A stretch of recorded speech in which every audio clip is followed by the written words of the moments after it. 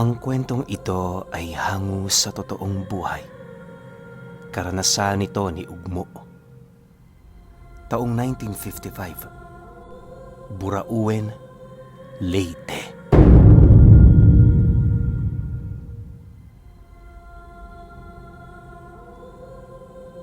Itong mga panahong ito, kasalukuyang may pamilya na itong si Ugmo. Nasa 21 anyos pa lang siya noon, pero may 2 na siyang anak. Sa kanyang murang edad, itinuon niya ang kanyang oras sa pagtatrabaho. Bagaman may kaya ang kanilang pamilya sa lugar, pinagsumikapan niyang magkaroon ng sariling hanap buhay nang sa gayoy hindi siya dumepende sa kanyang mga magulang. Hangad kasi niyang maipakita noon sa kanyang ama na kahit wala yung suporta, mabubuhay sila. Kung hindi niyo kasi naitatanong, may dugong Kastila ang kinamulatan ni Ugmo. Kapag nasa ganoong sitwasyon, kahit tama ka, kinakailangan mong sumunod. Wala ka ring kapangyarihang sumagot dahil isa yung uri ng pang-insulto. Aminado rin siyang isa yun sa mga dahilan kung bakit napilitan siyang mag-asawa kahit wala pa siyang ideya sa paghahanap buhay. Sa loob ng ilang taong pagsisikap ni Ugmo, nabigyan siya ng kanyang ama ng isang maliit na lupain kung saan pinahintulutan siya doong magkopra ng iba't ibang uri ng tanim na maaari niyang pagkakitaan. Labis-labis naman ang kanyang pasasalamat sa ginawa nito, gawa ng aminado siya, napakalaking tulong nito para sa kanila. Habang abala siya sa pag-ayos ng lupaing yon, napapansin naman niyang nagiging madalas ang pagbisita ng kanyang mga magulang sa pamamahay nila. Lubos na naninibago si Ugmo sa ganoong sitwasyon dahil sa may kalayuan ang tahanan nito sa kanilang lugar. Ang kanya pang ipinagtataka ay nang mapansin niyang nag-umpisa ang pagbisita nito noong nag-edad na 7 taong gulang ang kanyang bunso. Hindi niya mawari pero parang may kakaibang pakay ang mga magulang niya sa kanyang anak. Dahil dito, doon na nag-isip ng paraan si Ugmo kung papaano yun kumprontahin.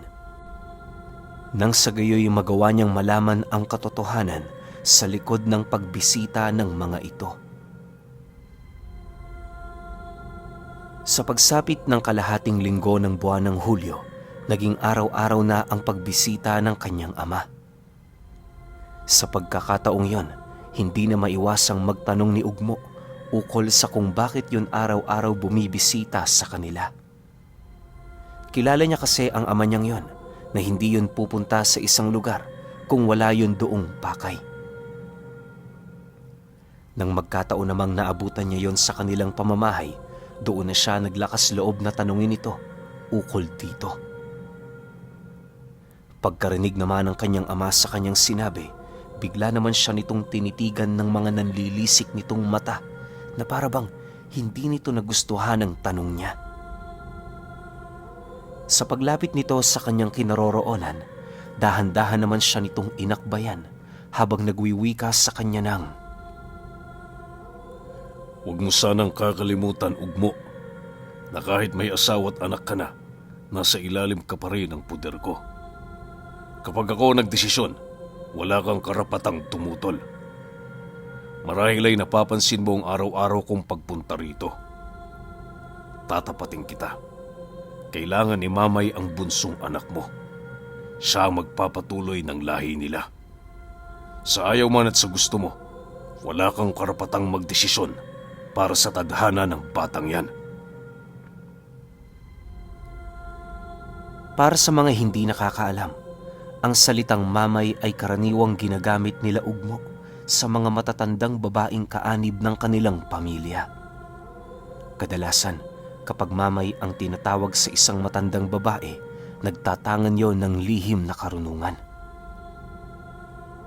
Pagkarinig naman ni Ugmo sa sinabi nito, bigla naman siyang nakaramdam ng matinding kilabot sa kadahilanang alam niya sa kanyang sarili na likas sa kanilang pamilya ang pagkakaroon ng dugo ng aswang. Alam niya ring marami na sa kanyang mga tsuhin at tiyahin ang napilitang magmana nito buhat sa kagustuhan ng mga taong namamahala sa linya ng kanilang dugo. Bagaman hangad niyang tumutol sa nais nitong mangyari, minabuti niya munang huwag makipagtalo rito pansamantala. Naniniwala siya na kapag ginawa niya ang bagay na yon, mas ilalagay niya lamang sa panganib ang buhay ng pamilya niya. Maraming beses na rin kasing nabalitaan ni Ugmo ang tungkol sa kabangisan ni Mamay laban sa mga taong sumasalungat sa kagustuhan nito. Makalipas pa ang ilang minutong kanilang pag-uusap, wala siyang ibang ginawa kundi ang makinig at sumang-ayon. Nang mapansin naman yon ng kanyang ama, labis naman itong ikinatuwa ang mga bagay na kanyang nakita. Maya-maya pa, pag-alis ng braso nito sa kanyang balikat, muli na naman yung nagwika sa kanya ng, Huwag kang mag-alala, Ugmo. Para rin naman to sa hinaharap ng iyong pamilya. Ayaw mo nun, ang bunsong anak mo ang magpapatuloy sa pamamahala ng ating angkan. Dapat nga matuwa ka. Dahil sa dinami-rami niyong magkakadugo, ikaw ang napili nito. Tandaan mo, ang pag-angat ng anak mo ay ang pag-angat rin ng pamilya mo. Pero tay, wala na ho bang ibang paraan? Meron na kasi akong inilala ang buhay para sa anak kong ito eh. Baka naman ho, pwedeng yung mga anak na lang ng pinsan ko. Nababahalang sagot ni Ugmo sa kanyang ama. Pagkarinig naman ito sa kanyang sinabi, bigla naman siya nitong sinampal gawa ng hindi nito nagustuhan ang kanyang naging sagot. Dahil dito, wala nang nagawa si Ugmo kundi manahimik habang pinapakinggan ng mga bagay na inilalahad ng kanyang ama. Tandaan mo, Ugmo, parte ito ng katanyagan ng ating pamilya. Kung tututulan mo ang kagustuhan ni Mamay, magiging katawa-tawa tayo sa iba nating mga kadugo. Maniwala ka, sa una lang ang pakiramdam na yan. Sige na, mauna na ako. Wika ng kanyang ama sa kanya. Kasabay ng pagwika nito ay ang dali-dali naman itong pag-alis sa kanilang tahanan. Nang silang magpamilya na lamang ang natira roon, halos hindi naman mawari ni Ugmo kung ano ang kanyang gagawin.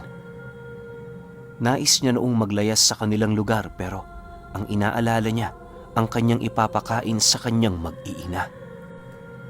Naniniwala kasi siya, hindi titigil ang kanyang ama hanggat hindi nito na isa sa katuparan ang kagustuhan ng matandang namamahala sa kanilang angkan. Sa paglipas pa ng mga araw, naging madalas pa rin ang pagbisita nito. Marami din yung dinadala, kagaya ng mga prutas, buhay na hayop at iilang mga karneng kinatay nito. Dahil sa pagbisita ng kanyang ama, kung kaya't hindi niya maipagkakaila na gumagaan ng bahagya ang buhay nila. Gayunpaman, sa kabila ng pagkakaroon nila ng ginhawa sa kanilang pamumuhay, patuloy naman ang pagramdam niya ng takot at pag-aalala para sa buhay ng kanyang anak. Lubos na naniniwala itong si Ugmo na kapag naisakatuparan ng kanyang ama ang nais nitong mangyari, magiging isang anak ng dyablo ang kanyang bunso. Ayaw naman niyang mangyari ang bagay na yan, lalo pat nananampalataya siya sa Diyos na buhay. Alam niya ring hindi makakatawid sa ikalawang buhay ang sinumang maninilbihan sa demonyo sa mga panahong nasa lupa ito. Habang lumilipas ang araw, itinuon niya ang kanyang sarili sa paghahanap ng mga taong may kapasidad na tumulong sa kanila. Pasikreto niya rin yun kung gawin at kahit sino sa kanyang mga kadugo, wala siyang pinagsabihan ukol dito. Makalipas lamang ang 2 buwan niyang pananaliksik sa iba't ibang lugar, doon niya nakilala ang isang matandang albularyo. Ayon sa estado at wangis nito, inaasahan na ni Ugmo na nagtatangan niyo ng malakas na lihim na karunungan kung kaya't nagpasya siyang yon ay lapitan. Bagaman nababahala siya sa maaari doong mangyari, alam niya sa kanyang sarili na wala siyang pagpipilian. Di hamak na mas matimbang ang kanyang anak kumpara sa kaligtasan ng taong yon. Sa halos ilang araw din niyang pamimilit at pagmamakaawa rito, dumating na rin sa puntong napasang-ayon niya ito. Nakilala niya ang matanda sa pangalang Simplicio, orihinal na tubong Burauin din. Kung hindi nagkakamali si Ugmo, nasa edad 70 anyos na ito noong mga panahong yon. Sa pagbagtas nila ng daan pabalik sa kanyang tahanan, isa-isa niyang inilahad dito ang bawat detalyeng kinakailangan nitong malaman. Lahat ng sikreto ng kanyang pamilya ay walang pagdadalawang isip niya roong inilahad, gawa ng naniniwala siya magiging batayan yon ng matanda. Bago pa man sumapit ang takip silim, narating na nga nila ang bahay niya, kung saan malayo pa man, doon na niya nakita ang kanyang ama. Sa puntong yon, bigla namang nakaramdam ng kaba itong si Ugmo dahil sa alam na niya kung ano ang mangyayari paglapit niya rito. Nang magkaharap na sila, panay naman ang kanyang ginagawang pag-iwas sa mga nanlilisik nitong mga mata. Pagkaraan pa ng ilang minuto, bigla naman siya nitong hinawakan sa kanyang kwelyo habang seryosong nagwiwika sa kanya ng, Ano ba ang pumapasok dyan sa utak mo? Akala mo ba papalagpasin ni Mama itong kapangasan mo? Kapag nalaman niya ito, lahat kayo rito mamamatay. Pero pasalamat ka, hindi ko gagawin ang bagay na yan. Nais mong makipaglaro, Ugmo? Ako ang magiging kalaro mo. Matapos nitong makapagwika, ramdam naman niya ang halos hindi maipaliwanag na pagkasindak. Hindi niya mawari pero pakiramdam niya may kung anong panganib ang nangingibabaw sa katawan ng ama niya. Alam naman niyang ordinaryong tao lang ito pero may kutob siyang parang hindi yun pangkaraniwan. Maya-maya pa, nang umalis na ang kanyang ama, agad naman silang pumasok sa loob para pag-usapan ang mga bagay-bagay. Ayon sa albularyo, hindi pangkaraniwan ang ama niyang yon. Naniniwala ito na kahit tao yung humarap sa kanila, meron yung tinatagong anyo. Kung totoo nga ang sinabi ni Ugmo tungkol sa mamay nila, may posibilidad na yung ama niya ay isa sa mga mandirigma nito. Bagaman hindi yun nakumpirma ng albularyo, minabuti nitong maghanda. Sa paglalim ng gabi, wala silang ibang ginawa sa loob ng kanyang bahay kundi ang maglibot at makiramdam. Sa kanilang pagsisiyasat, doon nila nasilayan ang iilang mga kabuting kulay itim na halos magsiuslian sa bawat pundasyon ng bahay nila. May napansin ding kakaiba ang matanda sa silid ng bunso niya maging sa kanilang palikuran. Dahil dito, nagkaroon yun ng haka-haka ukol sa dinadalang pagkain ng kanyang ama. Upang mapatunayan ang iniisip nito, dali-dali namang kinuha ni Ugmo ang natitirang prutas na dinala nito noong hapon. Pagsilay doon ng matanda, agad naman niya yung hinawakan habang inuusalan. Maya-maya pa, laking gulat na lamang nila nang masipat nilang biglang bumulok ang mga prutas at kasabay nito ang dahan-dahang paglabas doon ng maiitim na uod. Nag-umpisa na ring kumalat ang baho nito sa paligid kung kaya't dali-dali naman nila yung inilabas sa kanilang tahanan. Pagdating nila noon sa kanilang bakuran, agad naman yung itinapo ng matanda sa lugar na merong nagsisitaasang talahib. Matapos niya yung bitawan, inilahad nito kay Ugmo ang maaaring mangyari sa sino mang kumain nito. Ayon sa matandang yon, maaaring isa ito sa pamamaraan ng kanyang ama upang ihanda ang katawan ng anak niya. Naniniwala ang matanda, hindi madaling proseso ang pagmamana ng bertud ng kaliwa. Hindi yun kagaya ng pagpasa ng mga mutya sa kadahilan ng may mga bagay pang kinakailangang isakatuparan bago sumapit ang panahon ng pagpapasa. Isang batayan kung bakit marami yung proseso ay ang nakatakdang petsa para dito. Sa kaso ng kanyang bunso, kinakailangan pa nito ng 7 buwan bago mapasahan ng abilidad ng aswang. Sa loob ng mga buwang yon, papakainin ito ng mga pagkaing may sabulag na ipinadala ng nilalang na naghahangad dito.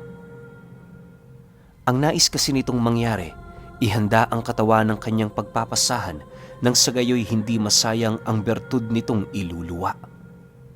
Dagdag pa ng matanda na, matapos ang prosesong yon, doon nagagawa ng hakbang ang inutusan nito para unti-unting ihulog sa kabuktutan ng kasamaan ng pinili nitong sisidlan nang sa gayoy wala nang hahadlang sa mga nilalang na gumagabay dito. Sa oras kasi na yakapin ng batang yon ng masamang gawain, lahat ng kanyang mga gabay sa kanan, kusa siya nitong iiwan. Yon ang iniiwasan ng matanda sa kadahilan ng kapag naisakatuparan nito ng kanyang ama, magiging imposible na para sa bata na ibalik ang dati nitong kalagayan. Sa oras din na mawala nito ang kanyang kaligtasan, kahit anong gawin niya, hindi na siya kalulugtan. Matapos naman itong marinig ni Ugmo, hindi naman niya maipagkakaila ang labis na pag-aalala para sa anak niya. Yung tipong kung kaya niya lang itakas ito noon ding mismong gabi, ginawa na niya. Kinaumagahan, maaga pa silang gumising para magpakalat ng mga pangontras sa paligid. Habang ginagawa nila ito, hindi niya na iniisip ang kanyang ama, gawa ng alam niya sa kanyang sarili, mas prioridad niya ang kanyang pamilya. Pagpatak ng 8:00, bahagya naman silang natigilan nang masipat niya ang kanyang ama na naroon na sa harapan ng bahay nila. Kahit pilit yung nagtatangkang pumasok, tila bang napaka-imposible na para dito na gawin ang bagay na yon. Makalipas pa ang ilang minutong pagmamasid nito, narinig niya na yung tumawag sa kanyang pangalan. Siyempre, kahit alam ni Ugmo na hindi pangkaraniwan ang ama niyang yon, nanaig pa rin sa kanyang isip ang takot dito dahil sa disiplinang kanyang kinalakihan. Sa pagharap niya sa kanyang ama, pilit naman siya nitong inutusang alisin ang mga pangontrang yon na siya namang naging sanhi para maglakas loob na ang albularyo na kumprontahin ito. Ayon sa matanda, hindi ito nararapat maging lolo ng mga anak ni Ugmo, gawa ng hindi mabuti ang intensyon nito. Pagtatapat pa nito na walang pamilyang may maayos na pag-iisip ang magpapahintulot na gawing demonyo ang kanilang miyembro. Dagdag pa nito na buong buhay niya, doon lamang siya nakakita ng pamilyang ito na mismo ang tumutulak para mahulog sa impyerno ang kanilang mga mahal sa buhay.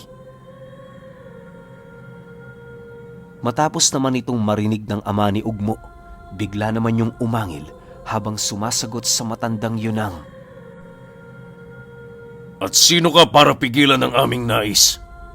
Wala kang alam sa aming paniniwala. Kung ako sa'yo, umuwi ka na sa bahay mo at atupagin mo ang sarili mo.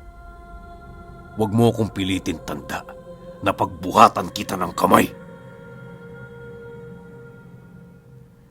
Dahil sa sinabi nito, agad namang nakaramdam ng matinding takot itong si Ugmo.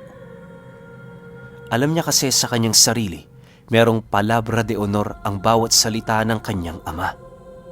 Kapag sinabi nito ang isang bagay habang galit ito, asahan mo, tutuparin niya yon anuman ang mangyari. Sa pagpapatuloy ng ganoong kaganapan, bigla namang ibinato ng kanyang ama ang mga dala nito sa kanila at kasabay nito ang dali-dali nitong pagtalikod.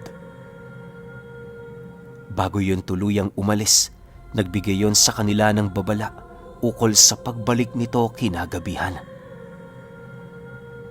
Dagdag pa nito na kung hindi nila lilisanin ang lugar na yon, maaaring ang bunsong anak lamang ni Ugmo ang pahihintulutan nilang matira ng buhay. Nang marinig naman ni Ugmo ang sinabi nito, nakaramdam siya ng panlulumo sa kadahilanang muli na naman niyang naramdaman ang pakiramdam na parang wala yung pagmamahal sa kanila bilang mga anak. Dahil dito, hindi naman nagsayang ng oras itong si Ugmo na umalis na sa lugar. Alinsunod sa nais niyang mangyari, walang pagdadalawang isip naman silang tinulungan ng matanda. Kinahapunan, habang binabagtas nila ang daan, inabisuhan sila nitong pumunta sa hangganan ng Burauin. Ayon sa matandang yon, hanapin nila ang kamag-anak nito sa lugar para doon na muna sila tumuloy pansamantala. Dagdag pa nito na huwag silang mag-alangang manatili roon hanggat wala pa silang kakayahang bumukod. Nang marinig naman niya ang sinabi nito, pilit naman niya yung niyaya na sumama sa kanila, subalit sa kasamaang palad, hindi yon sumang-ayon. Naniniwala ang matanda na para makatakas sila mula sa kamay ng kanyang ama, kinakailangan nitong magpaiwan para kaharapin ang grupo nito. Dahil sa sinabi ng matanda, napatahimik na lamang itong si Ugmo, lalo pat alam din niya sa kanyang sarili na yun talaga ang mas mainam na gawin. Kinahapunan, habang binabagtas nila ang daan, bahagya namang natigilan ng albularyo nang makaramdam ito ng kakaiba sa paligid. Pagsilay nito sa kanilang likod, agad namang bumungad dito ang ama ni Ugmo kasama ang dalawang pinsan nito. Habang nakatitig yon sa kanilang kinaroroonan, kitang-kita niya kung papaano manlisik ang mga mapupula nitong mga mata. Maya-maya pa, dahan-dahan naman yung lumapit sa kanila na siyang naging sanhi upang abisuhan sila ng matanda na magpatuloy lang sa kanilang paglalakad. Bago pa man makalapit ang mga nilalang na yon sa kanilang kinaroroonan, gumawa yon ng hindi nakikitang harang sa pamamagitan ng usal.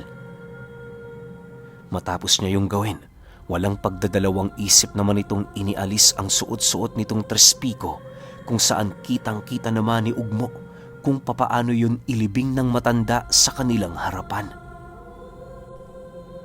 Pagtitigan nilang dalawa, matapang na nagwika naman sa kanya ang matanda ng, Magmadali kayo. Maghanap kayo ng ilog at mula roon tawirin niyo ito. Yan ang makapagliligtas sa inyo. Dahil sa sinabi nito, agad naman nilang nilisan ang lugar. Habang tumatakbo sila, panay naman ang pagbaling ng paningin ni Ugmo sa matanda kung saan kitang-kita niya kung papaano nito pigilan ang mga nilalang na yon.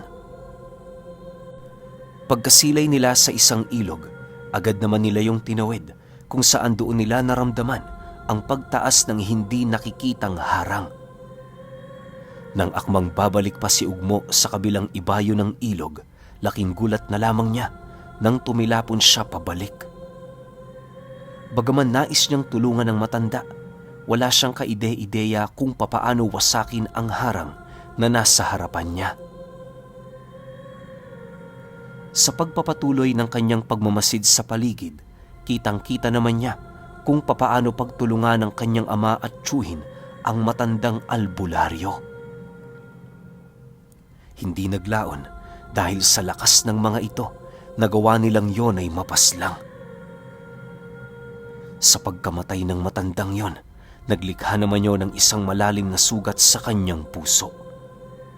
Pakiramdam kasi ni Ugmo, siya ang pumatay dito. Labis din niyang sinisinoon ang kanyang sarili, gawa ng alam niyang malapit lang siya rito, subalit hindi niya yon nagawang matulungan. Makalipas pa ang ilang minuto, dumating naman sa harapan nila ang kanyang ama kung saan pinilit pa nitong tawirin ang ilog. Subalit alinsunod sa inilahad sa kanila ng matanda, wala yung kakayahan para mapangibabawan ang harang sa lugar na yon. Maya-maya pa, nang mapagtanto nitong masyadong malakas ang trespiko, nanlilisik lang naman yung napatitig sa kanya habang nagwiwika ng, Dahil sa ginawa mong pagtataksil, ugmo, buhay namin ang magiging kabayaran nito. Noon pa man, ikinahihiya kitang tawaging anak ko. Kung hindi lang dahil sa bunso mo, baka matagal na rin kitang pinatay. kasabay ng pagwika nito, ay ang patalikod namang pag-unday ng saksak ng pinsa nito. Pagbagsak ng kanyang ama, agad naman yung hinila ng dalawa na para bang isa yung hayop. Sa pagkawala ng mga nilalang na yon, napilitan naman silang ipagpatuloy ang kanilang paglalakbay sa kabila ng mga bagay na kanilang nasilayan. Halos inabot din ng ilang buwang wala silang magandang tulog kahit alam nilang ligtas na ang lugar na kanilang kinaroroonan. Ayon sa kanyang bunso, ang libangan sa pagsusulat ng kanyang ama ang naging daan upang muli nilang maalala ang talambuhay nito, lalong-lalo na ang sakit nitong dinanas noong mga panahong buhay pa ang kanyang ama na walang pagmamahal sa anak. Pero kahit ilang dekada rin ang lumipas, hindi nawala sa utak nilang mag-anak kung sino o ano ang itsura ni Mamay.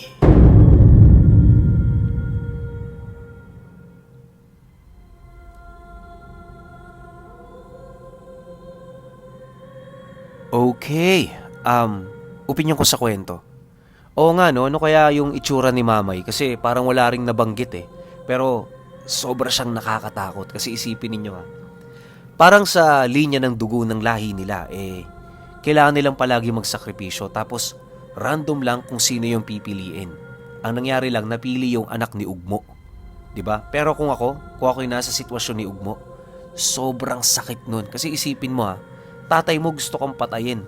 Tas hindi lang yun, tatay mo gustong kunin yung anak mo para ibigay dun sa, di ko ba alam kung lola bang maituturing ni Ugmo yun o parang pinuno lang ng angka nila eh. 'Di ba? So, ewan ko, masakit tong kwento para sa akin bilang anak. Tas meron pa akong tatay na gaganunin ako ng tatay ko. Ang sakit nun. Kaya yung naramdaman nila Ugmo na hirap silang matulog, sobrang normal lang yun para sa isang anak na hindi mahal ng tatay. Tapos isa pa sa mga masasakit na parte yung inalay ng albularyo yung buhay niya para sa pamilya nila Ugmo. Diba? Sobrang bayani ng albularyo na yun. Kung sino man yun o kung may mga kamag-anak mang naiwan yun, sobrang saludo ko sa lahi ninyo. Kung tutuusin, parang kayo pa nga yung tumatay yung tatay ni Ugmo eh. 'Di ba? Kaso nga lang, yun, namatay lang din. Kaya patong-patong na sakit yung dinanas tsaka naramdaman nito ni Ugmo. Swerte niya lang din kasi nga nakaligtas sila tas buhay pa rin yung anak niya. Pero kayo, kung may opinyon kayo sa kwentong ito, comment nyo lang sa baba. Yun lang. Hanggang sa susunod na kwento. Salamat.